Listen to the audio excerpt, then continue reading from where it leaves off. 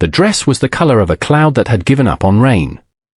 Cole Hardin saw it from across the mercantile floor, a pale, washed-out thing that had been blue once, maybe 3 summers ago, maybe more. The hem was stitched where it had torn and stitched again where that first stitching had failed. The sleeves carried that particular thinness that comes not from fashion but from years of washing in hard water. The girl wearing it could not have been more than 9 years old, and she stood very straight, the way children stand when they are trying not to notice that people are noticing them. 3 women near the dry goods shelf had noticed. They leaned together with the kind of ease that comes from years of shared opinions, their bonnets tilting toward one another like conspirators. And one of them, the broad one with the silver brooch, covered her mouth and laughed. Not the loud kind of laugh. The quiet kind. The kind meant to be seen but not quite heard, so that you could always later say you meant nothing by it. The girl's mother put a hand on her daughter's shoulder. She did not look at the women. She looked at the bolt of cloth on the counter as though it were the only thing in the world. As though the price the shopkeeper had just quoted her were merely a number to consider and not a number that meant no. Cole had been standing near the harness rack for 3 full minutes by then, turning a brass buckle in his fingers, watching the kind of quiet that accumulates between people like weather. He set the buckle down. He walked to the counter, unhurried, the way a man walks when he has already decided something and is simply giving the world time to catch up with his decision. If this story already has you feeling something, hit that subscribe button right now and ring that bell so you never miss what comes next. Drop your city in the comments below. I want to see just how far this story travels. Now, settle in, because this one is going to stay with you. The woman's name was May Aldridge, and she had been a widow for 11 months.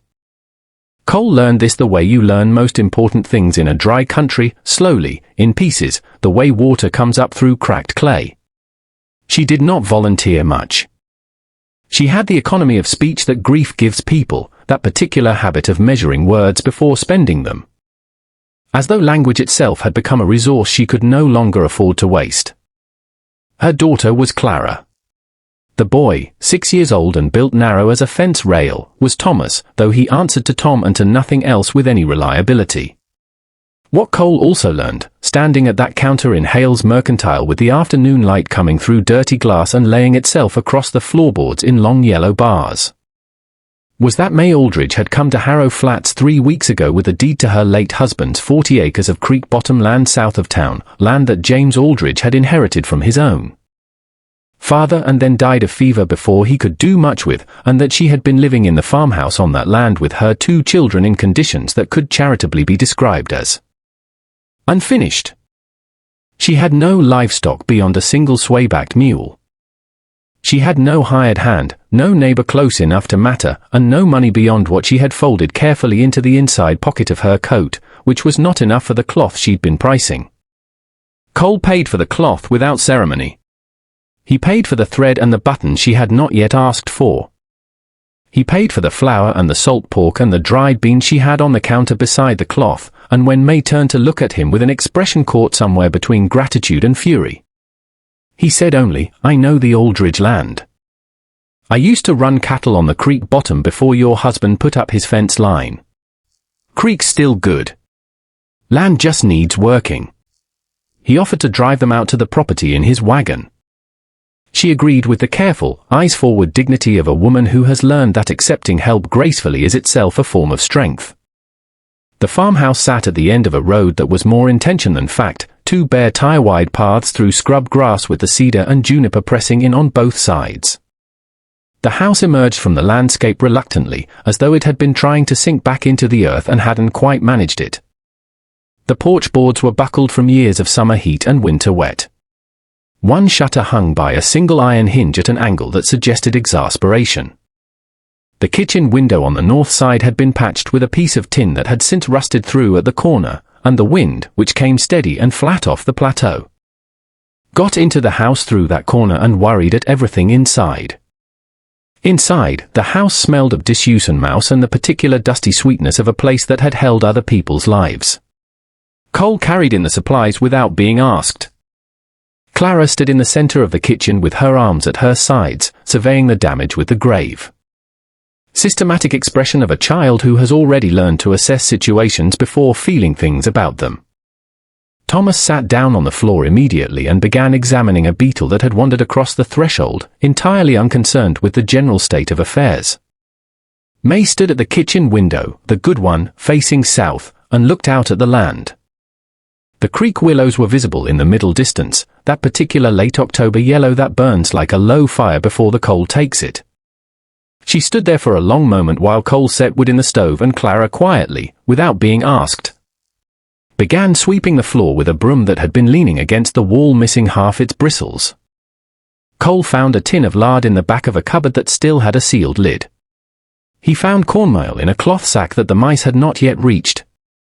There were onions hanging from the rafters of the small lean-to pantry, dried and papery but still good, and a row of canned tomatoes that someone, James Aldridge, Cole supposed, or perhaps his father before him, had put up in a different life. He made cornbread in the cast-iron skillet. He opened 2 of the tomato tins and heated them with salt and the last of the salt pork from the mercantile, dicing the onion fine and letting it cook down until the whole kitchen smelled of something warm and intentional, something that stood in good opposition to all that wind and disrepair. May turned from the window eventually. She watched him cook without comment for a while, and then she picked up a rag and began wiping down the table, a rough-cut pine thing that had been there since the house was built, Cole guessed. Scarred and stained and entirely sound. Clara set out tin plates. Thomas abandoned his beetle and came to stand very close to the stove, not because he was cold but because he was drawn to the smell the way children are drawn to anything that promises to be good. They ate together at that table as the last light left the sky and the lamp Cole had found and filled cast its warm, imprecise circle over the food and the faces of strangers becoming slightly less strange. Clara ate carefully, the way children eat when they have not always had enough. Thomas ate with the total commitment of a 6-year-old boy encountering salt pork. May ate quietly and did not look at Cole directly, but once, when she said, "This is more than we had a right to expect today," and he said, "Most things worth having start out that way," and she nodded slowly, as if filing that away somewhere useful. After, Cole fixed the shutter in the dark with a lantern hung from a nail and 2 screws he found in his wagon. The sound of the tool against the iron and the iron against the wood carried clearly through the cold air, while inside, through the yellow window, Cole could see May moving, washing dishes, putting things in their places, beginning the long work of making a house into a home. He drove back to Harrow Flats under a sky so thick with stars it seemed almost oppressive, the kind of sky that makes a man feel both very small and very certain about certain things. In the days that followed, Cole Harden came to the Aldridge property in the mornings. He came because there was real work to be done. The north window needed proper glass, the porch boards needed replacing. The roof of the lean-to had a section of shingles blown loose that would become a serious problem come November rains, and he came because he knew how to do these things and had the materials to do them with. He told himself and, on the second morning, told May this plainly when she appeared at the kitchen door with 2 cups of coffee and a look that asked the question before she did. "I'm not here for anything," he said. "I'm here because the work needs doing." She handed him the coffee. "That tin on the north window has been making a sound at night," she said. "Like something trying to get in." "I'll see to it." He did. Thomas attached himself to Cole's shadow with the immediate, total faith of a boy who has been missing the particular gravity that men carry through a house. He handed tools up when Cole was on the ladder. He held boards in place with his small, serious hands, squinting against the wind with an expression of fierce concentration. Cole did not talk down to him. He explained what he was doing and why, in plain terms, and when Thomas asked questions, which he did, constantly, in the relentless way of 6-year-olds, Cole answered them as though they were reasonable questions asked by a reasonable person, because they were. Clara took longer. She watched from doorways and from the corner of the yard, this careful, self-possessed child with her mother's economy of expression and some additional reserve that was entirely her own. She helped with the indoor work, sweeping, washing, the twice-daily effort of the kitchen, but she kept herself at a polite remove from Cole, as though she had decided to observe him for a longer period before rendering a verdict. The verdict came on the 4th day. Cole had been splitting wood in the side yard, working through a cord of cedar he'd brought in his wagon, when the axe handle cracked, a long, splintering fracture along the grain that didn't break clean but made the tool useless. He stood looking at it with the particular flat expression of a man recalculating. Clara appeared at his elbow. She was holding a strip of rawhide. "Daddy used to wrap a handle like that when it cracked," she said. "It'll hold a while." He looked at the rawhide, then at her. "Show me," he said. She showed him. Her small fingers worked the leather in a neat, tight spiral, the way someone had taught her once, and the lesson had held. When she was done, she stepped back and looked at her work with critical eyes and then at Cole. "It'll hold for today," she said. "You'd want to get a new handle for winter." "I will," he said. "Thank you, Clara." She nodded, and something in her face shifted, not much, but enough, and she went back into the house. And after that she stopped watching him from doorways and started occasionally standing beside him instead. 40 miles northeast, in the town of Dry Crossing, a man named Garrett Sull was having a conversation in the back room of the Calhoun Bank. Sull was not a large man, but he occupied space the way large men do, through some quality of attention. Some feeling he generated in a room that made people carefully aware of where he was and careful about how they moved around him. He had the kind of face that was handsome in youth and had cured into something harder and more dangerous with age, like greenwood becoming ironwood. He wore a good suit and a bad expression. The conversation concerned the Aldridge land. It concerned it specifically because Garrett Sull had been in conversation with James Aldridge's creditors, the ones that May Aldridge did not yet know about. The ones whose paperwork was still making its way through the slow machinery of county courts, and because the creek bottom land south of Harrow Flats was not merely 40 acres of scrub and willow. It sat directly athwart the water rights that Sull needed for the larger parcel he had been quietly assembling for 2 years, and a widow with a deed and no knowledge of banking law was, in Sull's assessment, a problem with a natural and simple solution. He had sent a man to Harrow Flats already, a quiet man named Freeze who did not look like what he was, to observe the situation and bring back an account of it. Freeze's account had included, as an item of minor but potentially relevant interest, the information that Cole Hardin was spending his mornings on the Aldridge property. This gave Sull pause. He knew the name Cole Hardin. Most men in this part of the territory knew it, though few knew it well, because Hardin was not a man who worked to be known. What Sull knew was sufficient: cattle money, old money, a substantial operation in the hill country, a reputation for both fairness and an absolutely intractable quality when crossed. The kind of man who, once he had decided something, became indistinguishable from the landscape, simply there, immovable. Like a particular outcropping of limestone that has been in the same place since before anyone's grandfather was born. Sull recalculated. He did not abandon his intentions. He simply decided they required a more careful approach. He told Freeze to go back. To watch. To wait for the right angle. Outside the bank window, the plain stretched flat and dry and enormous under a sky the color of a faded saddle blanket. And the distance between Dry Crossing and Harrow Flats was exactly 40 miles of bad road through empty country.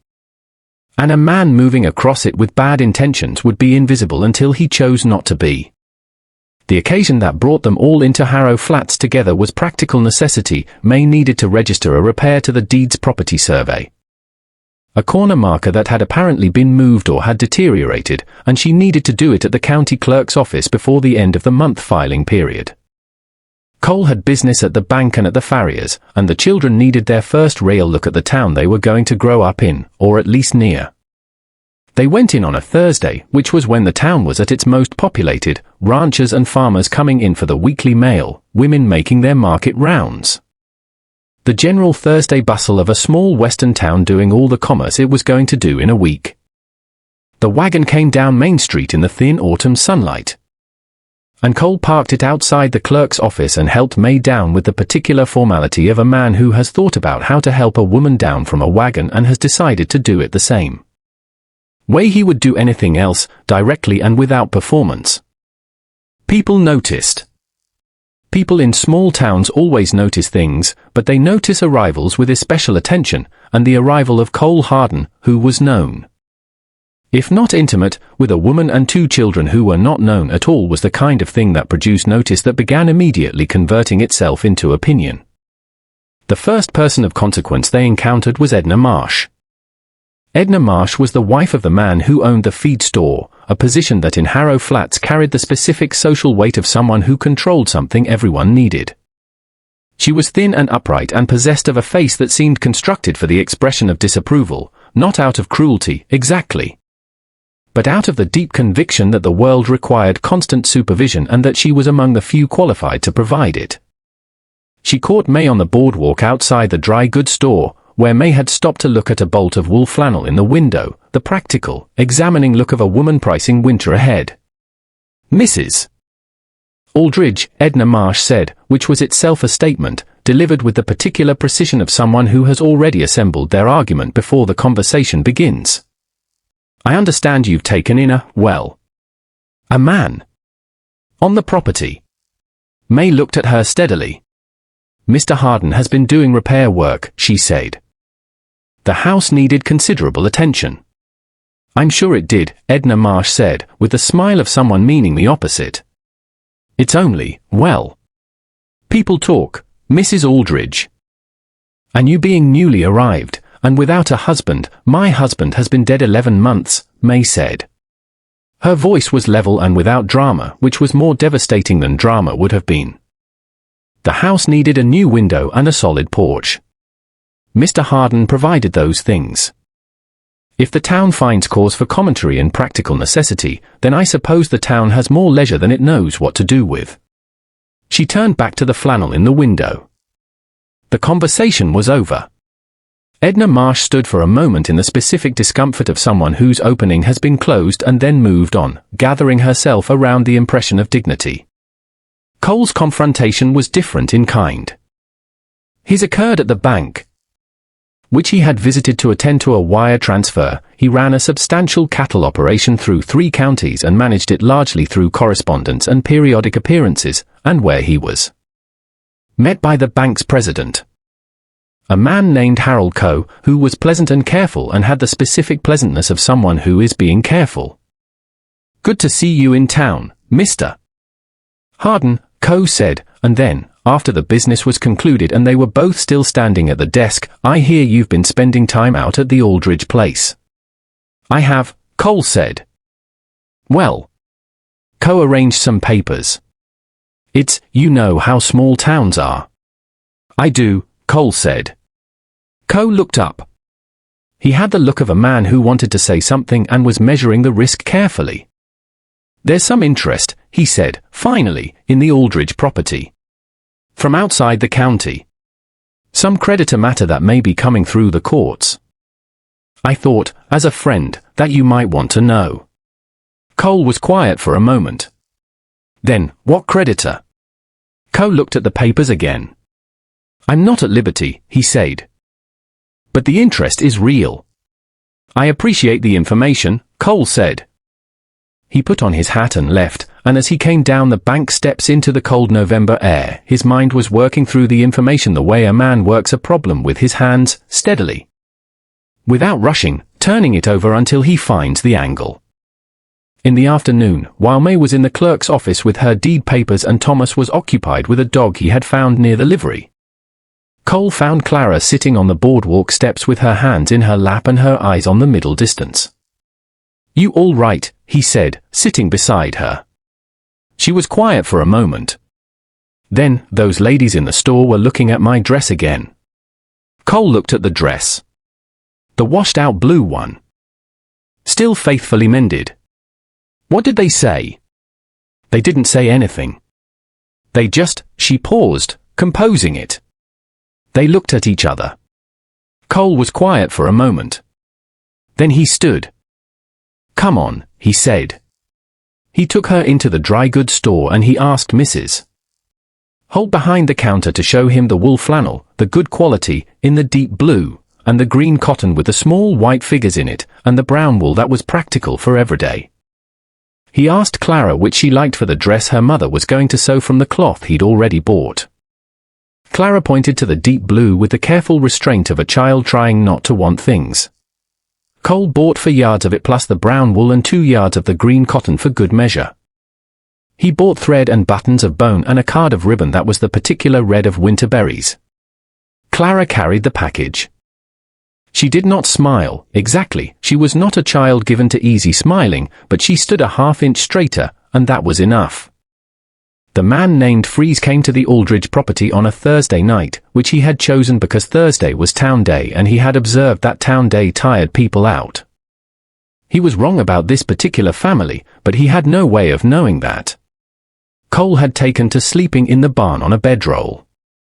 This had been an arrangement arrived at naturally, without discussion. After the second week, the nights were cold, the road back to his own property was long in the dark. And there was always more work in the morning than the previous day had suggested. May had handed him a second blanket from the cedar chest without comment, and that had been the extent of the negotiation. He was not asleep when Freeze came. He had been lying in the dark listening to the horses, which were the best alarm system a man could ask for, not because horses made noise when strangers came, but because they made a particular kind of quiet, a held breath quality, a stillness that was different from sleeping stillness. Cole had spent enough years in enough uncertain places to know the difference. He rose without lighting the lantern. He dressed in the dark, the way a man dresses when he has dressed in the dark many times and knows exactly where everything is by feel. He took the rifle from where it leaned against the stall board. He went out the barn side door, not the main door, and came around the back of the lean-to and stood in the shadow of the woodpile and waited. Freeze was at the kitchen window. Not trying to enter, or not yet. Looking in. The lamp was still burning low inside. May had a habit of leaving it turned down when she went to bed, for the children's comfort. The lamp's light made a faint rectangle on the frozen ground, and Freeze was standing just outside it, his face turned toward the glass. Cole watched him for a long count of 10. Then he said, quietly, "Step away from the window." Freeze moved fast, not toward Cole but sideways. The instinctive lateral movement of someone accustomed to this kind of moment, but Cole had already moved and the rifle was leveled and the moonlight was sufficient. "Hands," Cole said. Freeze put his hands where they could be seen. He was a compact man in dark clothing, and his face, when Cole could see it properly, had the flattened, unrevealing quality of a man who has made a profession of being difficult to read. "Who sent you?" Cole said. It was not a question. Freeze said nothing. "This is private property," Cole said. "I have every legal right to shoot a man who comes onto this land at night and stands at a family's window. You understand what I'm telling you?" Freeze understood. His body communicated this. "I'm going to let you walk off this land," Cole said. "Once. You tell whoever sent you that this property is spoken for. That the situation here is not what they have calculated it to be. And you tell them that next time." He paused. "There won't be a next time." Freeze walked. Cole watched him go all the way to the road, watched the dark absorb him, watched the road for another 10 minutes to be certain. Then he turned and found May standing on the porch. She had a revolver in her hand, held with the practiced ease of someone who had learned the skill early and maintained it. She was wearing her coat over her nightgown and her feet were in her boots but unlaced, and she was watching the road where Freeze had gone with an expression that was not fear but something past fear. On the other side of it. "How long were you there?" Cole said. "Long enough," she said. "I heard you come out of the barn. You should have stayed inside." She looked at him evenly. "He was at my window," she said. Cole could not argue with that. He would not have argued with it even if he could. They stood on the porch together in the cold for a while, not speaking. The stars were enormous.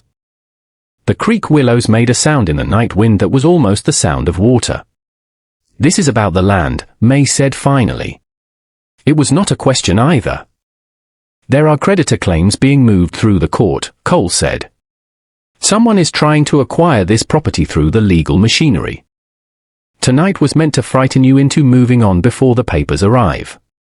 She was quiet for a long time.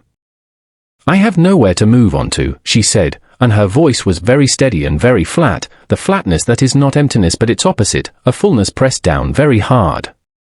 I know, Cole said. You won't need to. She looked at him then, the direct look she gave to things she was genuinely trying to understand. Why, she said. It was the right question. He had been asking himself some version of it since the first morning he'd driven out here with glass and lumber in his wagon. Because it's right, he said, which was true but not the whole truth, and they both knew it, and neither of them said anything more about it that night. He sat up on the porch until the sky began to grey. She brought him coffee at some point before dawn, left it on the rail without a word, and went back inside. He drank it and watched the country gradually reveal itself in the cold morning light, the creek willows coming first, then the distant plateau, then the whole flat generous expanse of it. And he thought about permanence, and about what it takes to protect a thing, and about the difference between owning land and belonging to it. The morning after, Cole rode into Harrow Flats and sent 3 telegrams. The first was to his lawyer in the county seat, a man named Aldous Price who had the specific gift of being both methodical and implacable. A combination Cole had come to value as he valued a good tool, not pretty, entirely reliable. The second was to a land agent he knew in the capital who had handled the documentation for his hill country operation and who understood water rights law with a completeness that most lawyers in the territory did not approach. The third was to a man in Dry Crossing whose name he had gotten from Harold Coe at the bank, a clerk who had, under the gentle pressure of Cole's attention and a particular question asked twice, produced the name Garrett Sull in a voice barely above a whisper, as though the name itself required care in handling. That telegram was simple. It contained no threats. It contained only information that Garrett Sull would recognize as information that could only come from someone who understood the full shape of what Sull was attempting, and who had the means and the intent to contest it at every level of the legal structure available. Cole rode back to the Aldridge property and told May he needed to discuss something with her. They sat at the pine table with coffee. Clara was outside with Thomas, who was engaged in some excavation project near the fence line that had been occupying him for 2 days. Through the window, Cole could see them, Clara supervising, Thomas digging, both of them entirely absorbed. The creditor claims, Cole said, are likely real, but they are also likely exaggerated. Price will look at them and tell us what we're actually dealing with. The water rights issue is different, that's the real objective. The 40 acres is not valuable for what it produces. It's valuable for where it sits, and for what runs through it. May wrapped her hands around her cup.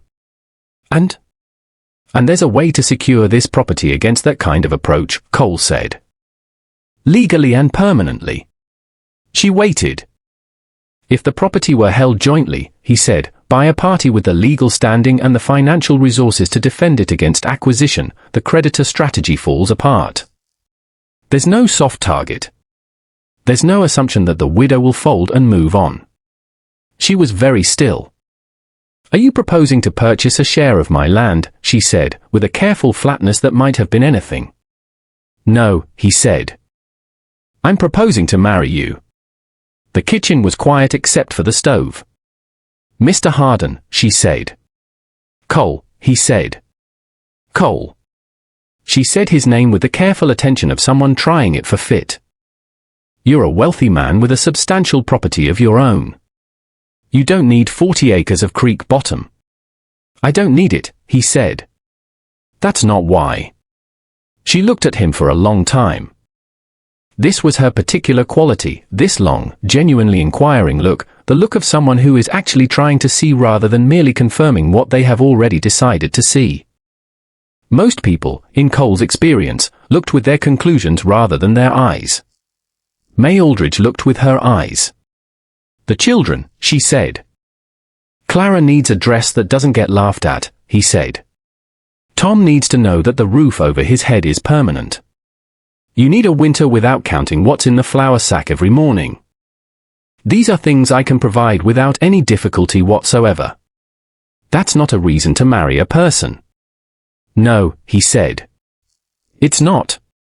Another silence. The other reason, he said, is not something I'm going to perform for you at a kitchen table. It'll show itself over time, if you'll allow it time to show. May looked out the window at her children. Thomas had apparently struck something interesting in his excavation and was displaying it to Clara with great excitement. Clara was examining it with the grave scientific attention she brought to most things. The sun was on them both, the thin November sun that tried hard and managed something. I would need to think, May said. Take all the time there is, Cole said. She thought for 6 days. Aldous Price arrived on the 4th day and spent 2 days going through every piece of paper attached to the Aldridge land deed with the methodical appetite of a man who genuinely loves paper and what it can be made to do. He found that 2 of the 3 creditor claims being advanced were procedurally defective, filed in the wrong jurisdiction. Based on a misreading of the original Aldridge debt instruments that was either incompetent or deliberate, unlikely to collapse under any competent challenge. The 3rd was legitimate but small, representing a debt of James Aldridge that could be settled for $200, which Cole paid without discussion. The water rights question Price reviewed with the land agent and produced a legal opinion of 17 pages that established, with the specific and unassailable authority of someone who has done the research thoroughly, that the water rights attached to the Aldridge property were senior rights, filed before any of the surrounding claims, and not transferable or challengeable under current territorial law without the owner's explicit consent. This opinion was sent to the county clerk's office and filed as public record. A copy was sent to the Calhoun Bank in Dry Crossing. Attention Garrett Sull. Sull did not respond. He did not need to.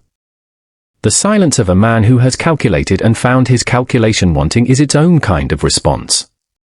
On the 6th day, May came out to where Cole was mending the fence line along the south pasture, a long, cold morning's work. Methodical and necessary, and she stood on the other side of the fence and said, "Yes." He looked at her over the wire. "Yes. Yes," she said again, and her voice was steady, and her eyes were clear, and there was something in her face that was not happiness yet, exactly, but was the direction of happiness. The way a compass needle is not the destination but always pointing true. They were married at the county clerk's office on a Wednesday morning in late November, with Price as witness and Clara as the second witness, who signed her name in a careful, precise hand and then looked at the paper for a moment with an expression of private satisfaction. Thomas did not fully understand the proceedings but was deeply interested in the clerk's stamp, which he asked to examine at length and was permitted to hold briefly, which he considered the day's main event. The town of Harrow Flats received the news the way small towns receive news, immediately and thoroughly, and the reception of it was not uniform. Edna Marsh revised her opinion over the course of approximately 48 hours, which was the time it took for the full picture to arrange itself in her understanding. That Cole Harden was not merely a man doing repair work on a widow's property, but Cole Harden, whose cattle operation was the largest in 3 counties, whose name was on water rights documents and bank accounts and land deeds that represented a sum most people in Harrow Flats could not fully imagine, and who had now placed all of that considerable weight squarely behind the 40 acres of creek bottom land and the widow who held it. The silver brooch woman who had laughed in the mercantile did not laugh again, not where it could be seen. The deep blue wool dress was finished by the first week of December, sewn by May in the evenings after the children were asleep, with Clara's input on the fit and Cole's observation, offered once, briefly, that it was the color of good sky. Clara wore it to town the following Thursday. She wore it with the same careful straightness she wore everything, but this time the straightness was different, not the straightness of a child trying not to notice being noticed, but the straightness of a child who has decided that being noticed is entirely fine. Nobody laughed. There is a particular kind of ruin that looks final. A porch with buckled boards. A window patched with rusted tin. A dress worn thin by too many washings in water too hard for delicate things. A woman standing at a counter, looking at a price she cannot meet, with her hand on her daughter's shoulder and her eyes nowhere near the people laughing. These things look like endings. They are not always endings. Sometimes into the middle of what looks like the final chapter comes a man with a brass buckle and a quiet decision and the knowledge, earned the hard way, The only way it is ever truly earned, that some things are worth standing in front of. Worth fixing. Worth the long, unhurried work of mending. The creek bottom land south of Harrow Flats went on producing good grass and good water. Thomas grew into his father's name and then past it, becoming his own. Clara grew into the deep blue dress and then into other dresses, and eventually into a woman with her mother's economy and her own particular form of grace. May Aldridge, May Harden, learned the difference between endurance and peace, which turns out to be a very large difference, and she learned it slowly and well, the way all important things are learned. And Cole, who had spent a great many years moving across this hard and beautiful country doing what needed doing and feeling the absence of what he had not yet found, Cole came home to a lit window every evening. To the smell of supper, to the sound of a boy's questions and a girl's careful answers and a woman's voice underneath all of it like a foundation. And he understood at last that the ruin he had been circling all those years had not been his destination. It had been the beginning of something that required him to help build it. Broken places, given the right conditions, given water and time and the willingness of the right people to stay, do not merely recover. They grow back stronger than the ground that surrounded them ever was. That is the nature of creek bottom land. That is the nature of everything worth keeping.